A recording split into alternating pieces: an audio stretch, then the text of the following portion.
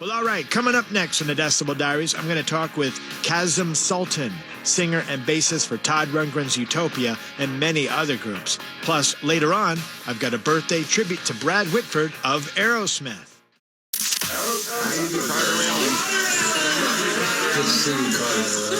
Hey, Carter. Carter Allen's Decibel Diaries on 100.7 WZLX. It's the second hour of the Decibel Diaries. Welcome back. I'm Carter. You may not be familiar with the name Kasim Sulton, singer, bassist, and multi-instrumentalist who's played with Todd Rundgren's Utopia, was a member of Joan Jett's Blackhearts, sang and played on Meatloaf's epic Bat Out of Hell album, recorded with Patti Smith, was in the New Cars, and also Blue Oyster Cult, and the list goes on and on. He's still involved musically with Todd Rundgren, but while Todd does his never-ending individualist solo tour, Kasim has put together an A-list of musicians to perform as Kasim Sultan's Utopia, playing his favorites from that group. In advance of the band's arrival at City Winery on March 3rd, I talked to Kasim last week. That conversation comes up after this Utopia favorite from the album Oops, Wrong Planet. It's Trapped on the Decibel Diaries. I'm talking with Kasim Sulton today, bassist and singer of the best-known version of Utopia, and you're heading out on tour shortly. Kasim, it's awesome to talk to you. Well, thank you for having me, Carter. I really appreciate it. It's good to be here. You're playing City Winery on March 3rd, Boston, so that's coming right up. We've seen you before with Todd Rundgren's Utopia. We've seen you in Joan Jett and the Blackhearts, and you played in a lot of bands. Todd began Utopia in 73, and you joined up in 76 with Willie Wilcox on drums and Roger Powell on keyboards, and you all contributed songs and sang them. And I always wondered, was Utopia a democracy, or was it really Todd's show?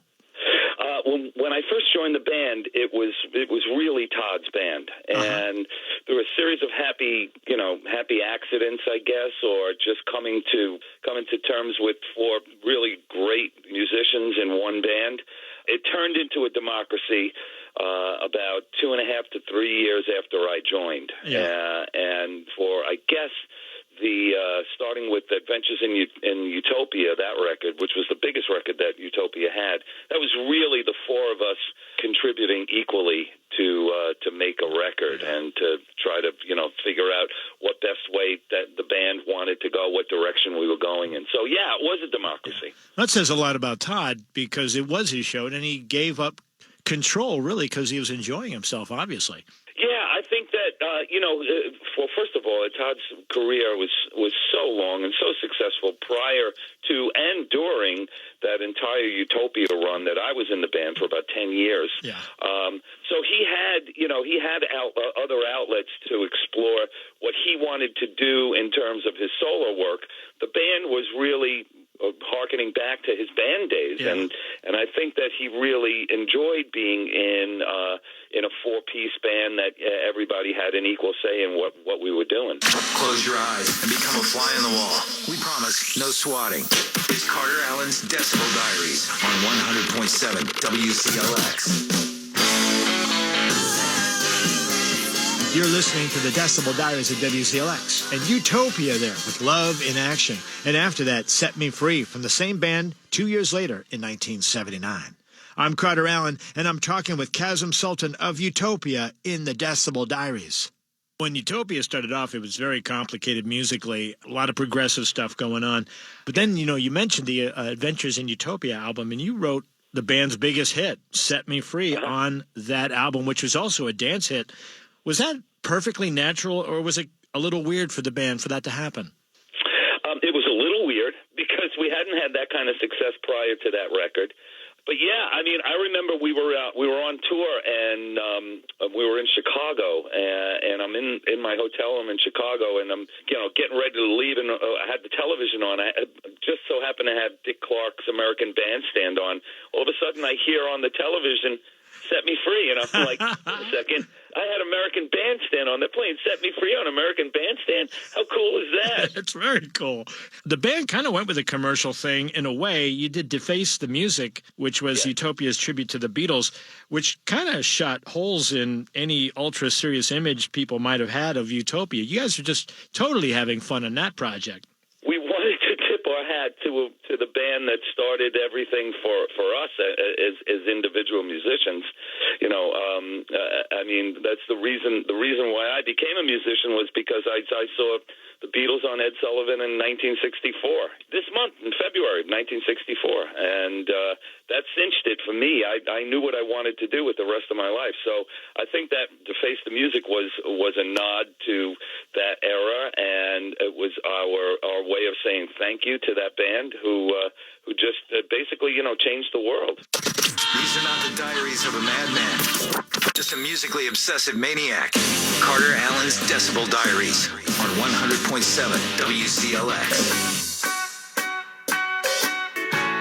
Utopia on the Decibel Diaries at WZLX from the band's 1980 album, Deface the Music, which was their tribute to the Beatles. Kind of like the Ruddles' comedy take on the Fab Four, Utopia's effort featured songs that mimicked the Beatles' originals. In that case, it isn't too hard to hear the inspiration of Getting Better from Sgt. Pepper's Lonely Hearts Club Band. Utopia was formed by Todd Rundgren in 1973, originally playing hard rock and jazz fusion, eventually evolving into Todd on guitars, Kasim Sulton on bass, Willie Wilcox on the drums, and Roger Powell on the keyboards. The group was active until 1986 and disbanded for 6 years. Since then, there's been a few reunions, and the latest is one formed by Kasim Sulton. I'm Carter Alan, and I talked with Kasim this week about his new tour. Now, because you're still working with Todd and you still know Todd and you're friends with Todd, I'm sure he must be totally cool with this, right? Yeah, I mean, I approached Todd, I guess, in August of 2017, told him that I was interested in going out with my version of Utopia, and he gave me my blessing. He said, "Of course, yeah, do whatever you like. It's fine." And then the year after that, Live Nation thought it might be a good idea for the original band to get back together again. Unfortunately, Roger retired, so we had to replace Roger on keyboards. But we had a pretty successful tour, and it actually helped me doing this project that I'm doing, Kasim Sultan's Utopia, because it just raised awareness about the band again. Right. And the band had been away for so many years. The last time we did any live shows was in the early 90s. We did a short Japanese tour of about 4 or 5 shows. So we came back, and yeah, I'm keeping the dream alive. Well, I should mention, and I saw this on Axis Channel, Utopia Live in Chicago DVD, which was just a couple of years ago. I guess it came out in 2019. That was a great set. You guys had an awesome night, and I didn't know anything about that keyboardist that you had replacing Roger Powell, but he did a great job too. Well, he's in my solo band. He's in Kasim Sultan's Utopia as well. We'll be up in Boston with Gil at the City Winery on March 3rd, and I urge everyone to come out and see it. It's a great show. All right. One last question. What's a couple of your favorite Utopia songs you like to do? Well, of course, I do Set Me Free, and I introduced the show with The Road to Utopia, which is that's how Adventures in Utopia opens. Nice. I do some deep cuts and stuff that hasn't been played before, stuff that we didn't do on tour. I thought it was important to kind of give the fans a little bit more of the stuff that you didn't necessarily hear when the band was together, so album cuts and stuff like that. So I try my best to pick songs that I think the fans are going to enjoy hearing, and we take it from there. All right, Kasim Sultan, we'll see you at City Winery on March 3rd, and looking forward to seeing that. And thank you so much, Carter. Thanks for having me on. I appreciate it.